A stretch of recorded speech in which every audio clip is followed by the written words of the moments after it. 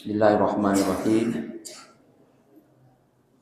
Assalamualaikum warahmatullahi wabarakatuh. Alhamdulillah nahmaduhu wa nasta'inuhu wa nastaghfiruh wa na'udzu billahi min syururi anfusina wa min sayyiati a'malina. Man yahdihillahu fala mudilla lahu wa man yudlil fala hadiyalah. Asyhadu an la ilaha illallah wahdahu la syarikalah wa asyhadu anna Muhammadan 'abduhu wa rasuluh la nabiyya ba'da. Subhanallah ma 'allamtana innaka antal alimul hakim. Rabbana zidna ilman warzuqna fahman wa amalan mutaqabbala. Qala Allah Ta'ala fil Qur'anil Karim, a'udzu billahi minasy syaithanir rajim. Ya ayyuhan nasu u'budu rabbakumul ladzi khalaqakum wal ladzina min qablikum la'allakum tattaqun. Yang kita muliakan dan semoga dimuliakan oleh Allah Ta'ala Bapak-bapak pengurus Masjid Al-Muhajirin, yang kita muliakan dan semoga dimuliakan oleh Allah Ta'ala Imam Masjid Al-Muhajirin, orang tua kami, tokoh-tokoh masyarakat bersama seluruh jamaah, kaum muslimin, kaum muslimat, tamu-tamu Allah yang berbahagia. Mari kita selalu memuji Allah Ta'ala dengan mengucapkan Alhamdulillahirabbil alamin, dan bersyukur kita kepada Allah Ta'ala karena sangat banyak nikmat yang telah dianugerahkannya kepada kita.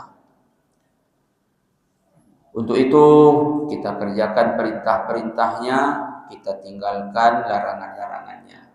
Begitulah cara bersyukur. Mudah-mudahan Allah berikan kepada kita nikmat berlimpah barokah, dan semoga kita senantiasa diridhoi oleh Allah Ta'ala. Amin ya rabbal alamin. Kita perbanyak pula salawat dan salam. Allahumma salli ala sayyidina Muhammad wa ala ali sayyidina Muhammad. Kita mohonkan kepada Allah Ta'ala semoga selalu dilimpahkan kepada Nabi tercinta Muhammad sallallahu alaihi wasallam. Dengan seringnya kita bersolawat, semoga syafaat darinya dengan izin Allah Ta'ala kita peroleh nanti di hari kiamat. Amin ya rabbal alamin. Kaum muslimin, kaum muslimat, tamu-tamu Allah yang berbahagia. Hampir setahun kita tak berjumpa. Terakhir kita berjumpa tahun 2023. 2024 baru kita berjumpa lagi. Apa kabar jemaah? Sehat? Alhamdulillah. Semoga semua jemaah dan keluarga sehat lahir dan batin, diberikan umur berlimpah barokah, rezeki barokah, bahagia di dunia bersama keluarga, semoga juga bahagia dengan keluarga di dalam surga nanti. Amin ya rabbal alamin. Jemaah tamu-tamu Allah yang berbahagia, semoga Allah Ta'ala mudahkan. Di subuh ini kita lanjutkan kaji kita tanggal 31 Desember tahun lalu. Kita membahas tentang lelah-lelah yang dicintai oleh Allah Subhanahu wa Ta'ala. Sedikit kita ulang. Kita telah sampaikan yang pertama, lelah mencari nafkah. Dapat atau tak dapat, ada nilai ternyata di sisi Allah Subhanahu wa Ta'ala. Yang kedua telah kita bahas kemarin, yaitu lelah mengurus anak-anak kita. Lelah mengurus anak-anak ini apakah akhlaknya, terlebih-lebih adalah ibadahnya, agamanya.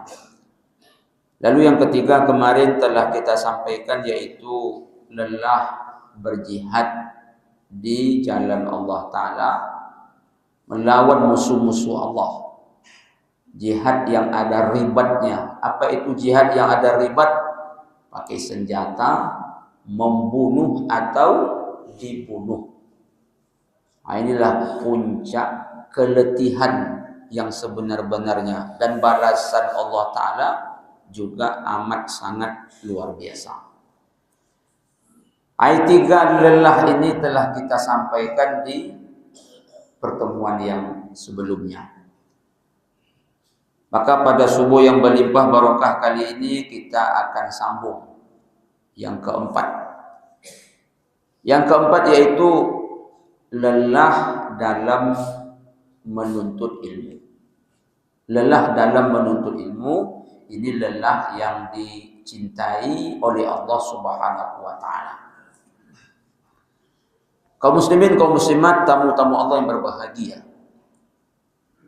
Sebagai motivasi kita untuk menuntut ilmu, kita nak sampaikan bagaimana kisah ulama dulu dalam menuntut ilmu.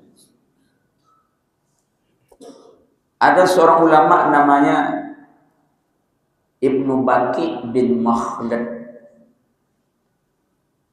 Ibnu Baqi bin Makhlad ini dia tinggal di Spanyol. Dulu namanya Andalusia. Waktu dikuasai oleh umat Islam selama 800 tahun. Jadi Spanyol, Andalusia, dulu Islam pernah berkuasa di itu selama 8 abad. Masya Allah. Tapi sekarang tinggal cerita, tinggal kenangan. Sama dengan Tumasi. Tumasi itu Singapura sekarang. Itu dulu hampir 100% orang Islam semua. Tapi juga tinggal kenangan. Sama dengan Filipina itu dulu hampir 100% semuanya orang Islam. Tapi sekarang yang terjadi justru sebaliknya. Kita nak sampaikan sedikit, kok bisa seperti itu? Saat itu umat Islam sesuai dengan prediksi Rasulullah ditimpa 2 penyakit akut. Satu adalah cinta dunia. Ternyata cinta dunia itu justru lepas dari kita. Yang kedua, benci kepada kematian.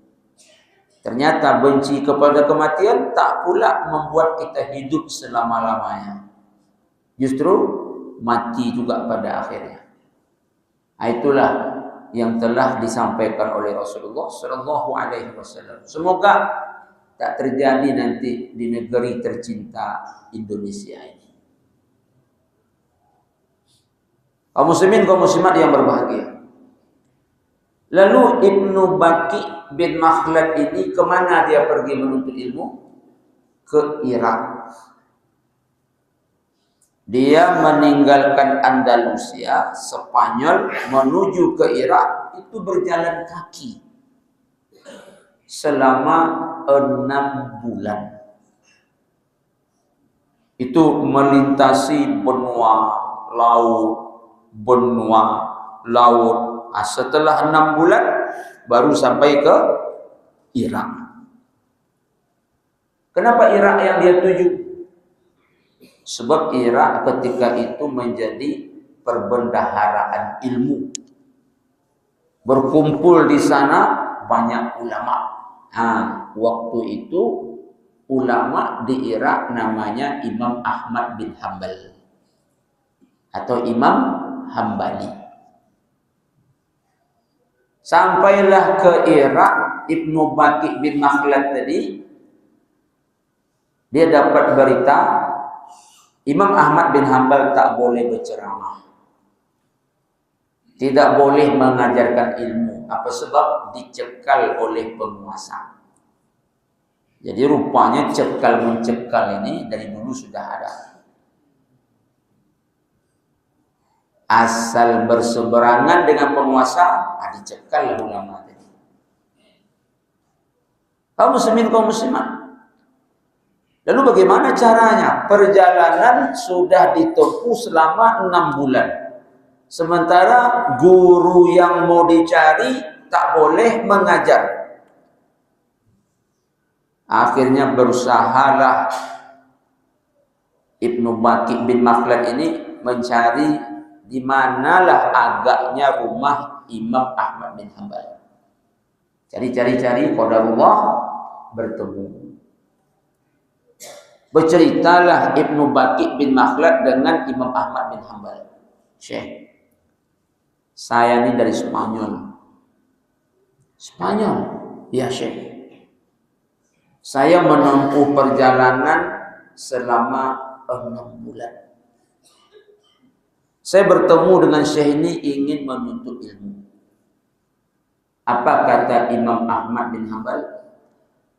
Aku ini kena cekal. Tak bisa ceramah, tak bisa mengajar. Kalau aku ceramah mengajar, nanti ditangkap oleh penguasa. Dan Imam Ahmad bin Hanbal itu memang pernah disiksa oleh penguasa. Dimasukkan dalam penjara, dicambuk. Terbayang tak oleh jemaah kuatnya cambuk algojo penjaga penjara itu. Putus baju yang dia pakai itu kena cambuk. Katakanlah dia pakai baju macam saya ni, dicambuk itu depan belakang. Putus bajunya. Kecuali ada beberapa helai benang menahan bajunya tersebut. Berdoa dia kepada Allah Ta'ala, ya Allah, mohon ya Allah, jangan bajuku ini putus. Jangan benang beberapa helai ini Allah putus. Karena kalau putus, jatuh dia ke bawah, terbuka auratku ya Allah. Tolong ya Allah. Allah kabulkan doanya, maka tidak putus auratnya. Jadi dia itu memang pernah dihukum oleh penguasa. Kita lanjutkan cerita tadi. Lalu bagaimana Syekh? Saya sudah menempuh perjalanan selama 6 bulan. Sementara Syekh tak bisa mengajarkan ilmu. Maka apa kata Ibnu Baqi bin Makhlad? Syekh, bagaimana Syekh kalau saya menyamar jadi orang gila? Saya pakai pakaian compang-camping persis seperti orang gila, kotor. Jadi nanti saya datang ke rumah Syekh, entah itu malam, entah itu siang, saya berpura-pura menjadi pengemis supaya tak bisa dideteksi oleh penguasa kalau Syekh sedang memberikan ilmu ke saya. Jadi saya datang ke rumah Syekh nanti pura-pura minta sedekah. Saya ketuk pintu rumah Syekh, saya ucapkan salam, wahai ahli bait, kasih sedekah. Kata Imam Ahmad bin Hanbal, baiklah. Jadi kaum muslimin, kaum muslimat, mengapa Ibnu Baqi bin Makhlad dia pun menyamar persis seperti orang gila. Tapi dalam bajunya itu ada kertas, buku tulis, pena, pensil. Jadi kadang malam, kadang siang dia pergi ke rumah Ibnu Baqi bin Makhlad. Pintu diketuk, salam diucap, wahai ahli bait, kasih sedekah. Imam Ahmad bin Hanbal paham. Berarti Ibnu Baqi bin Makhlad datang. Dia buka pintu. Dibacakan hadis dari dalam, Baqi bin Makhlad mencatat di luar.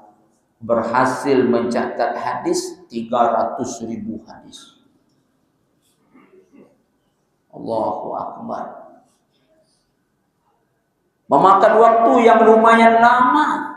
Setelah itu baru dia balik lagi ke Spanyol, menempuh perjalanan selama 6 bulan. Lelah. Tapi lelah seperti ini Allah sangat-sangat cinta. Allah sangat-sangat sayang. Apa buktinya? Diberi oleh Allah balasan yang dahsyat. Sampai-sampai dalam hadis sahih riwayat Imam Al-Bukhari, sesungguhnya Allah Ta'ala, seluruh malaikat, kemudian penduduk langit dan bumi, tambah semut-semut di dalam lubang, ikan-ikan di laut. Mengapa malaikat, seluruh penduduk langit dan bumi, semut dalam lubang, ikan di laut, berdoa kepada Allah? Siapa yang didoakan? Orang-orang yang duduk menuntut ilmu. Apa doanya? Sayangi mereka ya Allah, ampuni mereka ya Allah. Banyak hadis-hadis yang lain, bukti cinta dan sayangnya Allah kepada orang-orang yang duduk di majelis ilmu, menuntut ilmu. Hadis yang familiar, sering kita dengar, man salaka tariqan yaltamisu fihi ilman sahalallahu bihi lahu tariqan ilal jannah. Siapa yang menempuh jalan yang dia tempuh adalah jalan untuk mencari ilmu, maka Allah mudah dan bukakan jalan untuk dia masuk ke dalam surganya Allah Subhanahu wa taala. Kaum muslimin, kaum muslimat, kita mungkin sering mendengar nama Imam Nawawi. Imam Nawawi, di antaranya yang dia tulis adalah Arba'in An-Nawawi. Imam Nawawi itu cuma selama 2 tahun itu tidak pernah tidur sambil berbaring. Punggungnya itu 2 tahun tak pernah kena lantai. Tak pernah punggungnya itu selama 2 tahun di atas kasur. Mengapa dia selama 2 tahun? Usahakan siang, malam saja tak pernah punggungnya bertemu kasur. Membaca dan membaca, membaca dan membaca, menulis dan menulis. Lalu kalau kantuk macam mana caranya dia? Dia sandarkan punggungnya ke buku-buku di dinding. Nanti terbangun, baca lagi. Masya Allah. Ada nama sahabat Jabir bin Abdullah. Jabir bin Abdullah itu tinggal di Madinah. Lalu dia mendengarkan ada satu hadis tentang padang mahsyar yang diriwayatkan oleh seorang sahabat namanya Abdullah bin Unais. Abdullah bin Unais ini didapat info tinggalnya di Syam. Mengapa Jabir bin Abdullah untuk mencari satu hadis ini secara pasti, dia beli seekor unta. Setelah dia beli seekor unta, dia siapkan perbekalan untuk perjalanan 2 bulan demi satu hadis. Karena dari Madinah ke Syam ketika itu 1 bulan. Dari Syam ke Madinah 1 bulan. Beli unta, siapkan perbekalan, sebulan pergi, sebulan pulang untuk satu hadis. Masya Allah.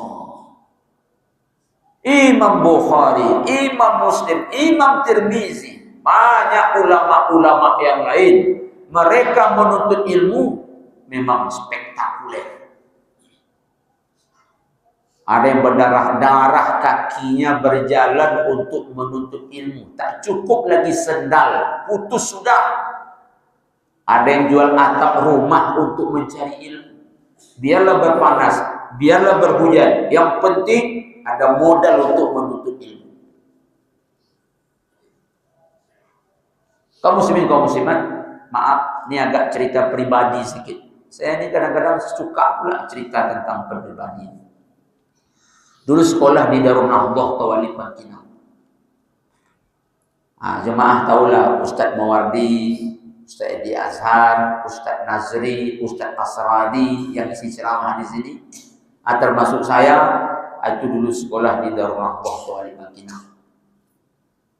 Sedikit mengenang sejarah untuk ilmu di Bangkinang ini. Waktu itu masih tradisional. Kalau sekarang kan pesantren sudah modern. Pondok kami itu, tempat tinggal kita itu ada yang lantainya berlubang, dindingnya berlubang, atapnya berlubang. Pokoknya atas bawah kiri kanan AC semua. AC alam.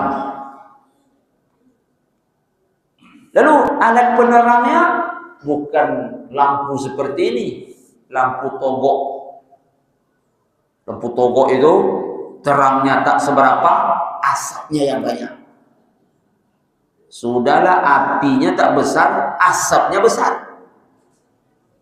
Jadi kalau kita belajar, sebelum tidur korek hidung dulu. Keluarkan hitam-hitam yang tersimpan di dalamnya. Kalau kami mau makan, belanja dulu ke pasar atas namanya. Jalan kaki pergi, jalan kaki pulang. Sampai di asrama, masak sendiri. Kalau mandi, ke Sungai Kampar. Menuju Sungai Kampar, ada kuburan kiri kanan.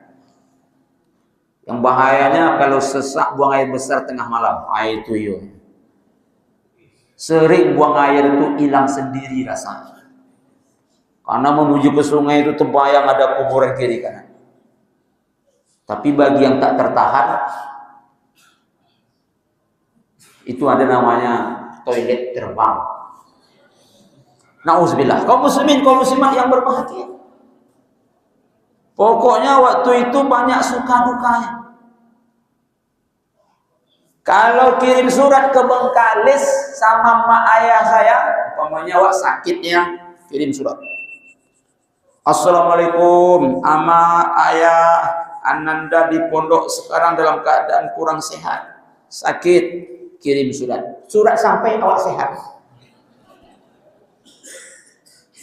Surat sampai awak sehat. Mak nangis-nangis baca surat itu. Karena awak sakit, awak dah main bola kaki dah. Karena surat itu lambat sampai. Kalau duit sekitar seminggu nak habis lagi, kirim surat cepat. Jangan pas habis lalu kirim surat. Kalau habis duit baru kirim surat, bahaya. Tak makan nanti. Jadi seminggu nak habis duit kirim surat. Itu pun terlambat duit sampai. Jadi menjelang duit sampai, kompromi-kompromi lah sama malaikat maut. Tak tolong malaikat maut, usahlah. Di duit belum sampai lagi. Begitulah. Lalu apa maksud Ustaz? Walaupun macam itu, belum segininya ulama. Belum segini. Nah, apalagi anak kita zaman sekarang. Kalau pergi ke pesantren menuntut ilmu, tak ada lelah. Nikmat. Makan, catering, kain, laundry. Minta kirim duit sama mak ayahnya menit itu juga sampai. Kirimnya WA ke mak ya, mak duit. Maknya baca, langsung pakai SMS banking. Sampai waktu itu juga. Kaum muslimin, kaum muslimat yang berbahagia. Jadi ulama dahulu tuh lelah.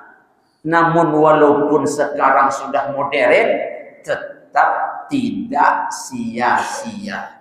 Itu juga melelahkan. Maka lelah dalam menuntut ilmu itu disayang oleh Allah. Itu yang formal Pak Ustaz. Bagaimana kita yang non formal termasuk juga. Ini non formal. Apalagi mohon maaf, ibunda saya, ayahanda saya yang sudah berumur 60 tahun ke atas, itu yang bisa mungkin lagi yang non formal seperti ini. Jangan daftar pula ke UIN lagi, tak diterima. Apa kata orang UIN? Umur belum cukup. Lalu kalau begitu Pak Ustadz, bagaimana supaya mengamalkan hadis menuntut ilmu agar kita lelah dan dicintai oleh Allah Ta'ala? Al-Muhajirin inilah tempatnya. Karena orang bijak bilang, bukan hadis ini. Utlubul ilma minal mahdi ilal lahdi. Tuntut ilmu dari ayunan sampai liang lahat. Sebelum masuk liang lahat, asal ada kajian di Al-Muhajirin, hadir. Berarti kalau ada nanti jemaah yang tak nampak, berarti sudah di liang lahat. Nah, sebelum masuk liang lahat, masuklah ke Masjid Al-Muhajirin. Kapan kita berhenti? Inna lillahi wa inna ilaihi raji'un. Makanya saya senang. Kenapa Ustaz senang? Al-Muhajirin ini termasuk masjid yang Masya Allah jemaahnya suka duduk di majlis ilmu. Alhamdulillah. Berbahagialah. Lelah macam mana pun kita, kantuk bagaimanapun kita, asal ada kajian di Al-Muhajirin, datang. Walaupun sampai di sini mungkin kita antara paham dan tak paham, antara dengar dan tak dengar, tak apa-apa. Insya Allah makin disayang oleh Allah. Ibu Allah menengok. Berat perjuangannya. Berat deritanya. Angguk, angkek lo dia. Angguk, angkek lo dia. Itu lebih besar pahalanya lagi. Ada yang angguk tu nak tangkek deh. Sangkawa inyo yang paling paham. Upo hilang. Dapat juga. Ustaz salam tu tertunduknya leh. Bilanya togak salam penutup. Tetap dapat. Iyo Pak Haji. Kata Rasulullah, ada orang lewat, tak ada niat nak duduk majlis ilmu, tapi begitu nampak orang duduk majlis ilmu, singgah dia, dapat juga. Apalagi jemaah yang tadi bangun jam 4, didahului dengan tahajud, atau mungkin bangun jam 4.30, memang siap-siap pagi ini nak duduk di majlis ilmu, didahului oleh salat subuh, Allah akan mudahkan kita nanti untuk masuk ke dalam surga.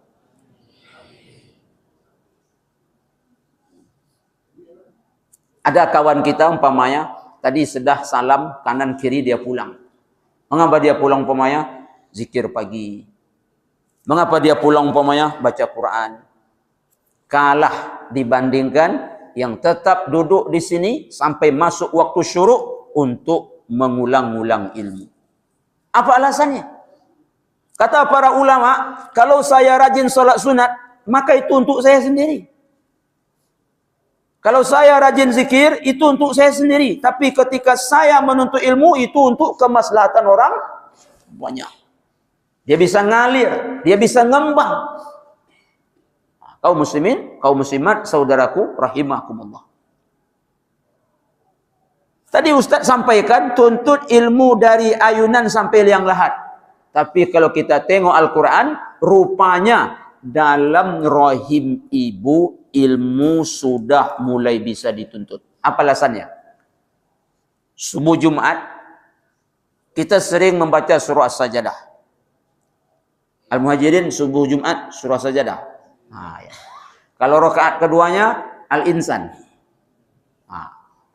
Sampailah kita kepada ayat.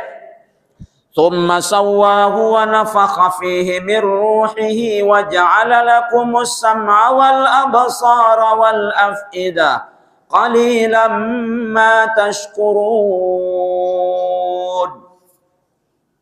Dalam ayat itu Allah bercerita, Allah Subhanahu wa taala tiupkan ruh kepada janin yang ada dalam rahim seorang ibu. Lalu setelah roh ditiupkan, berarti janin tadi hidup. Apa yang paling pertama aktif sesuai dengan ayat ini? Telinga. Yang paling pertama aktif panca indera telinga. Telinga. Kenapa telinga paling pertama aktif? Ini pintu tempat masuknya ilmu. Makanya orang kalau buta tidak masalah. Yang penting telinganya mau mendengar, dia dapat ilmu. Betapa banyak orang buta hafal Al-Quran. Itu sebabnya paling pertama aktif telinga. Siapa yang paling dikenal oleh anak waktu dalam rahim ibunya? Suara siapa yang paling dia hafal? Suara ibu. Makanya ibu disebut al-ummu madrasatul ula. Ibu guru pertama dan utama. Siapa anak muridnya? Anak yang ada dalam rahimnya. Makanya kalau ibu hamil, ucapkan yang baik-baik. Baca yang baik-baik. Anak yang dalam rahim, ibarat kaset kosong, dia merekam. Suatu saat akan dia putar. Tapi kalau saya tengok ibu-ibu di belakang, tak mungkin lah beranak lagi, dah tua-tua saya tengok. Maksudnya yang muda-muda. Yang muda-muda. Jadi kalau ada nanti anak kita melawan, Bu. Suka melawan sama ibu. Suka melawan sama suami ibu. Usah marah. Sepelawan-pelawan. Cik kata awak, onam katanya. Mungkin dulu ibu atau hamil suka melawan lelaki. Itulah yang didengar oleh anak dalam rahim terus ibu melawan. Disimaknya, sekarang diputarnya kaset itu. Serius ini. Jadi anak dalam rahim itu yang paling dia kenal, yang paling dia hafal suara ibunya. Jadi kenapa dia sekarang melawan? Dia ibu dulu suka malah. Anak mau nyambung apur.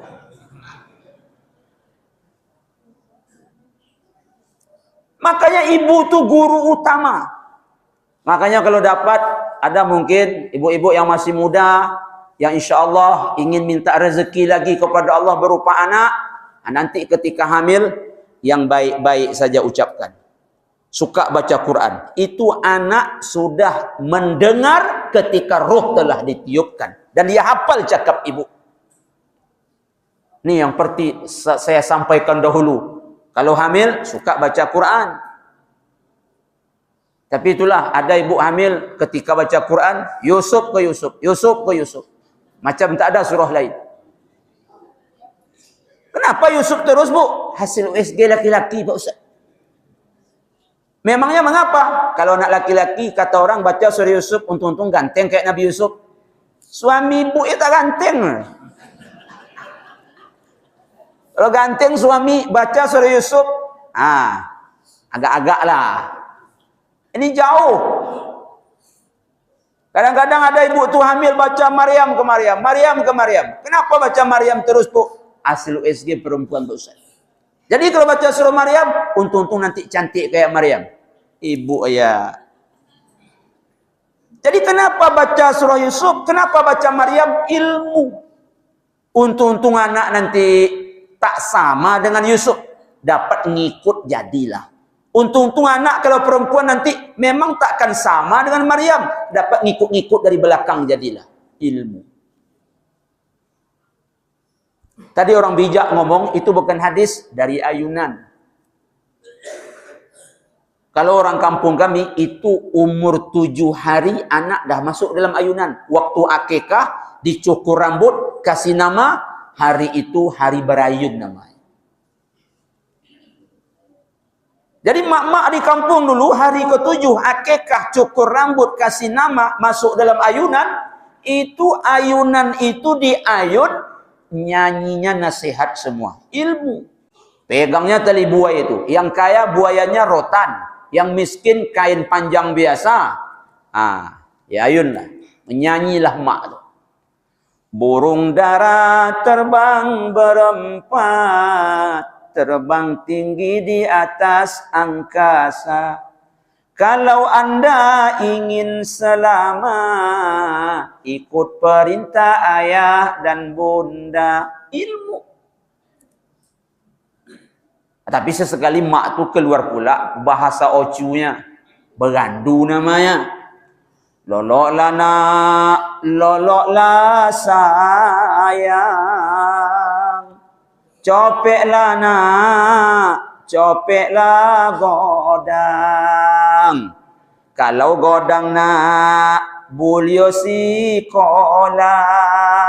Weh, paling lama lolok. Tapi mak zaman dulu. Kalau mak zaman kini buayan listrik. Peduto. Masuk anak dalam buayan dicok ke dinding. Ndak seketik goyang. Amak main game. Jadi kalau peduto anak ke awak, jangan bongi. Sebab didikannya buayan listrik. Memang ada ukurannya. Yang kencang, yang sedang, yang agak ringan. Tinggal putar tombol. Masukkan anak. Tapi maknya main game. Abangun anaknya. Ada putar flash disk. Dari ayunan. Apa sampai liang lahat. Jadi kaum muslimin, semangat kita menuntut ilmu. Apalagi al-muhajirin luar biasa. Subuh Ahad, malam Sabtu kita hadir. Yang kedua, untuk subuh ini, atau yang kelima, lelah beribadah. Lelah beribadah. Jemaah, ada ulama besar, tabi'in besar, namanya Sa'id bin Musayyab. Sa'id bin Musayyab itu jemaah selama 50 tahun tidak pernah tinggal salat berjamaah. 50 tahun.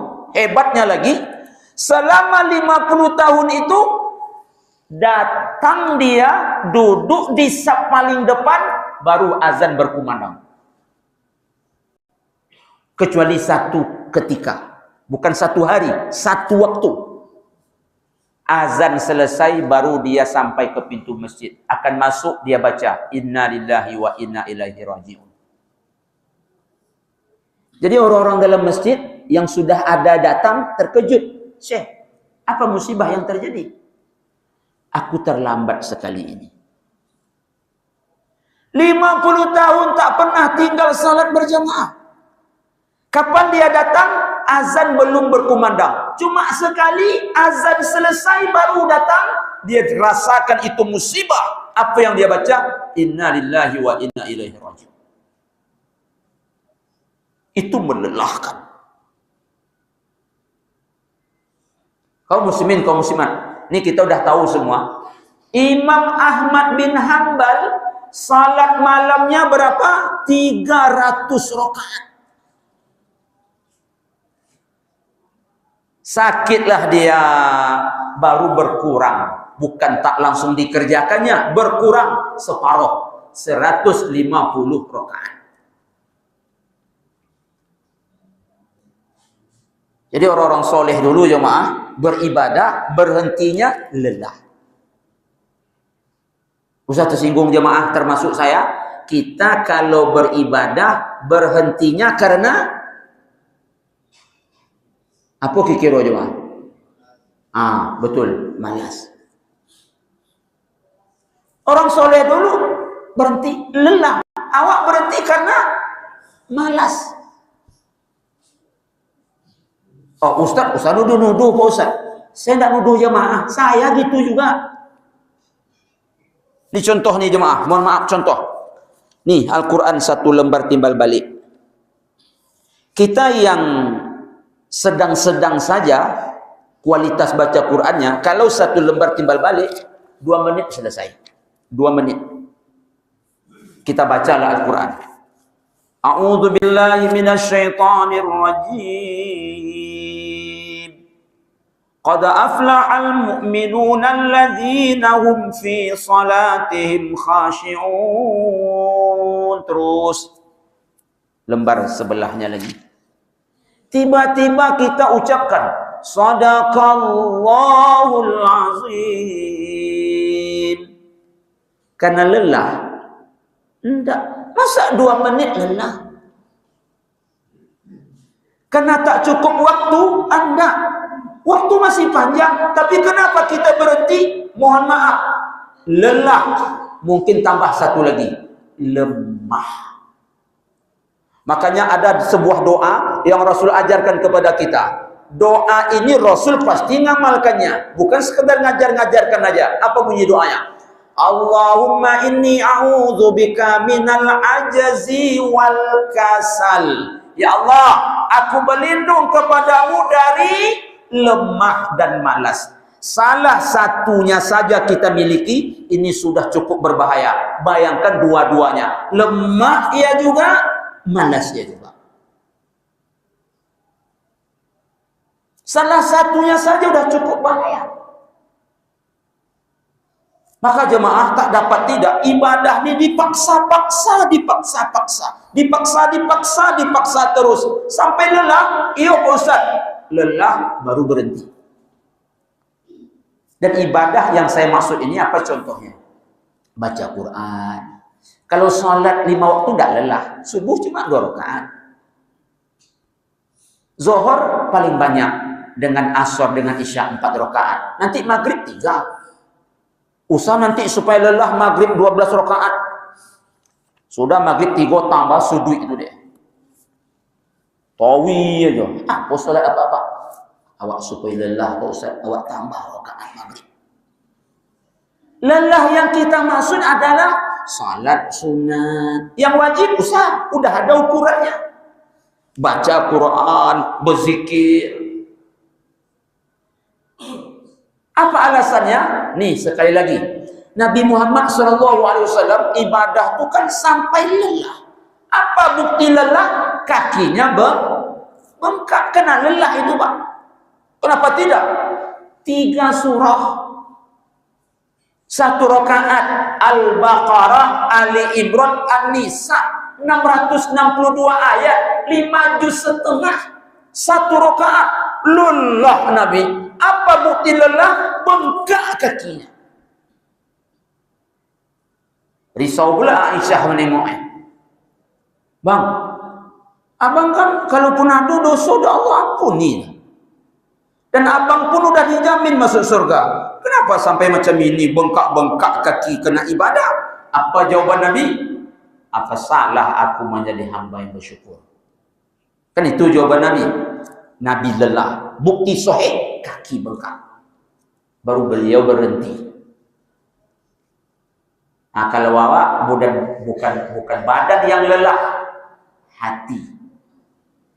Kalau awak bukan kaki yang bongkak, tapi hati.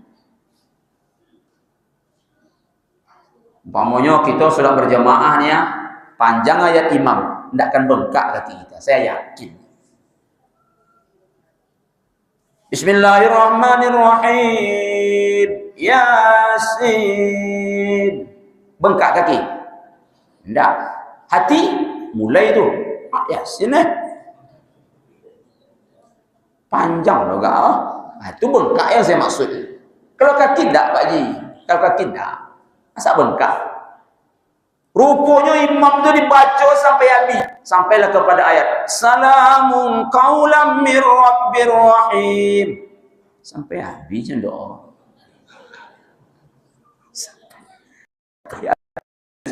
Atau makin bodang bongkar. Sampailah kepada ayat. Wa ilaihi turja'un. Habis ke sana. Rukuklah iktidal, masuk rakaat kedua. Memang rakaat kedua tak panjang, tapi lumayan lah. Amma yatasa'alun. Pendek. Karena bongkaknya bodang, itu melatui. Assalamualaikum warahmatullah. Assalamualaikum warahmatullah. Gila imam sebut panjang ayat. Melatih. Jadi bukan badan yang lelah kita nih kalau ibadah, hati. Makanya kita tak lama bertahan. Karena lelah hati lebih berbahaya daripada lelah badan. Lelah badan kapan terasa? Kalau sudah dikerjakan. Lelah hati belum dikerjakan, dia sudah menyerah. Betul? Nengok je lelah. Malik bosnya. Kalau lelah badan baru terasa setelah dikerjakan. Kalau hati yang lelah, belum lagi dia dah molak. Makanya Nabi berdoa, Allahumma inni a'udzubika minal ajazi wal kasali. Apalagi sekarang jemaah bulan Rajab. Pak Haji, kenapa begini Pak Haji? 9, 10? 9? Mengapa bulan Rajab ini kita sudah sama-sama tahu amal dibalas lebih. Amal dibalas lebih. Makanya ada seorang ulama, siapa namanya? Abu Bakar Al-Balkhi. Apa kata Abu Bakar Al-Balkhi dalam bahasa kitanya? Bulan Rajab menanam, bulan Sya'ban menyiram, bulan Ramadan nanti memanen. Apa makna menanam? Nanam semua kebaikan. Boleh Pak Ustaz, menanam itu memang berat kerjanya. Menanam itu memang berat. Tapi nanti kalau terbiasa dengan yang berat-berat di Rajab, kita lawan rasa lemah dan malas, nanti Sya'ban ringan, maka diibaratkan seperti menyiram. Ramadan nikmat diibaratkan seperti memanen. Di Rajab kok kita mulai. Makanya itu doa imam kita tadi. Allahumma barik lana fi Rajab wa Sya'ban wa balighna Ramadan. Memang hadis ini dhaif kata sebagian ulama, tapi maknanya sahih. Karena kadang-kadang mohon maaf, ada juga kawan-kawan kalau kita baca doa ini tak suka dia. Dia tak suka kalau baca doa ini. Kenapa tak suka? Dhaif. Ini kalau kita buka ni panjang nanti perbedaan pendapat. Ada yang menyebutkan hadis dhaif pokoknya tak boleh jadikan hujah. Tapi ada yang mengatakan kalau urusan akidah kemudian urusan hukum iyo tak boleh. Tapi kalau untuk fadhailul amal boleh, dan ini termasuk fadhailul amal. Apa itu fadhailul amal? Tak berkaitan dengan hukum, tak berkaitan dengan akidah. Dia hanya berkaitan dengan semangat. Allahumma barik lana fi Rajab. Ya Allah, berkati kami di bulan Rajab, kan tak salah. Wa Sya'ban, nanti bulan Sya'ban berkati. Apa makna berkah di situ? Banyak melakukan kebaikan. Banyak melakukan kebaikan, tumbuh terus kebaikan. Itu maksud ketika kita minta berkah. Sekarang mumpung Rajab masih 10 pertama, ada 20 lagi, amal diberi balasan lebih. Semangat. Batasnya lelah kalau dapat. Kaum muslimin, kaum muslimat, saudara yang berbahagia. Kemudian kita tambah sedikit lagi. Lelah yang nomor 6 dicintai dan disukai oleh Allah Subhanahu wa taala adalah lelah hamil, lelah melahirkan, lelah menyusui. Ini 3 kelelahan yang sangat luar biasa dan Allah sangat menyayanginya. Ini hanya untuk ibu-ibu ini. Apa mana lo hamil bayi? Apa-apa tidak merasakan yang 3 orang. Apa ayatnya? Wa wasainal insana biwalidayhi hamalathu ummuhu wahnan ala wahnin wa fisaluhu fi amain. Ini lelah yang 3 ini. Dan ini spesialis untuk ibu-ibu. Saking spesialisnya, bertanya salah seorang sahabat, ya Rasulullah, siapa yang paling aku hormati, yang paling berhak mendapatkan kasih sayangku? Ibu. Sudah itu, ibu. Sudah itu lagi, ibu. Nomor 1, ibu 3 kali. Nomor 2, baru ayah. Sudah itu, tak ada lagi. Jangan ayah minta ayah. Sudah itu, ayah. Sudah itu, ayah. Tak, ayah sekali, tapi ibu 3. Ternyata kenapa 3? Kata ulama, 1 karena hamil tadi. 2 karena melahirkan tadi. Yang 3 karena menyusu. Makanya untuk ibu 3. Awak dia apa ciknya Pak Ustaz? Karena kita tukang cari naf, tapi walaupun cik kaki dia mah. Bak kata cua minambo dak sebut makan dek cai makan. Iya bu. Ni bagi ibu maaf Ustaz tersinggung yang hanya di rumah lalu suaminya tukang cari nafkah. Suami ibu ni entah apa-apa yang terjadi tempat cari nafkahnya. Cuma karena kami suami ini tegar. Kami ini tak cengeng. Kadang-kadang kami cari nafkah bu, kono gerotak dek bos kami. Kono soga dek mandor kami. Menangis kami bu. Cuma air mata kami jatuh ke dalam. Pantang lelaki air matanya jatuh ke pipi. Begitu pulang kami tetap tegar. Seperti tak ada masalah. Padahal tadi di jalan. Bisa saja suami ibu ini menangis dia. Kenapa? Memikirkan untuk anak dan istri. Tapi cik untuk kami. Makanya bu, malam-malam seperti yang saya sampaikan pertemuan yang lalu, tengok suami ibu tu pas tidur. Itulah muka-muka yang bersusah payah di luar mencari nafkah. Tengok baik-baik suami ibu. Nak lomak nengok lepas Ustaz tentu ialah expired ibu-ibu jemaah. Kalau sudah nikah dulu ya lomak nengok.